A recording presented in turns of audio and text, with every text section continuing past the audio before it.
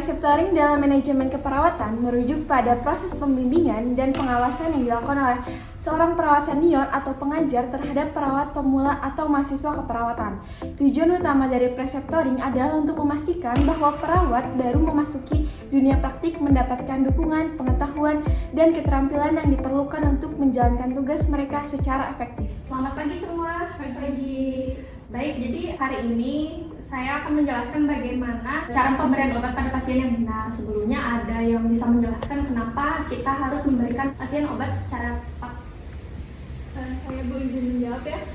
Pemberian obat yang tepat itu penting untuk memastikan bahwa pasien itu aman gitu.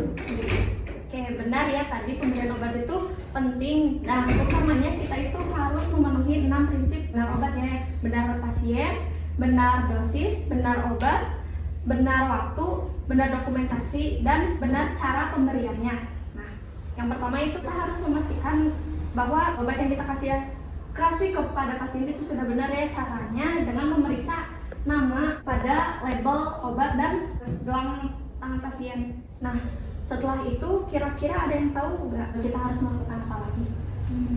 Saya setelah memeriksa identitas pasien, kita perlu untuk memastikan resep obatnya, terus juga kita perlu memastikan dosisnya dan juga cara pemberiannya biar pemberian obatnya tepat. Betul ya, tadi kalau ada yang dirasa kurang jelas dalam pemberian obat, kita harus langsung menghubungi dokter yang merasakan supaya tidak ada kebingungan dalam pemberian obatnya ya. Terus kalau semuanya sudah dirasa aman dan jelas, kita bisa langsung datang menemui pasien untuk memberikan obat tersebut. Kita praktikkan saja ya. Yang pertama kita siapkan alatnya terlebih dahulu. Kemudian kita cuci tangan ya, jangan lupa. Nah, setelah itu kita harus memastikan dulu obat yang akan kita berikan itu sudah benar ya, sesuai dengan nama pasien, sesuai dengan dosisnya, dan kita bisa melihat pada label dan dicocokkan dengan gelang tangan pasien gitu, apakah namanya sudah benar dan pastikan dosisnya juga sudah benar.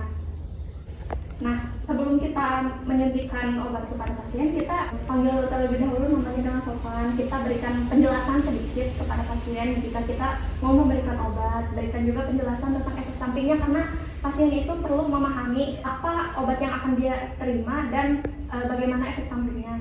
Nah, setelah pemberian obat juga kita harus memantau nih pasiennya apakah terjadi efek samping dari obat yang barusan diberikan. Sebelumnya ada yang mau ditanyakan?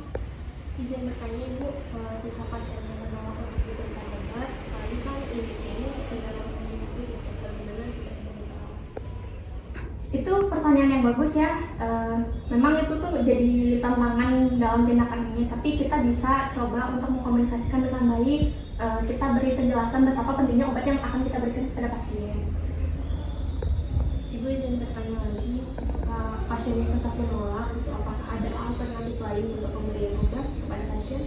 Tentu bisa ya, kita bisa menggunakan obat alternatif lainnya, tapi itu perlu dikomunikasikan dengan dokter yang meresepkan obatnya. Ada yang mau ditanyakan lagi? Cukup. Oke, baik, kalau begitu jika tidak ada pertanyaan, mungkin untuk pembelajaran hari ini cukup sekian. Jika ada yang masih ingin ditanyakan atau kalian bingung kan gitu, kalian langsung tanya ke saya atau rekan perawat yang lainnya ya. Terima kasih.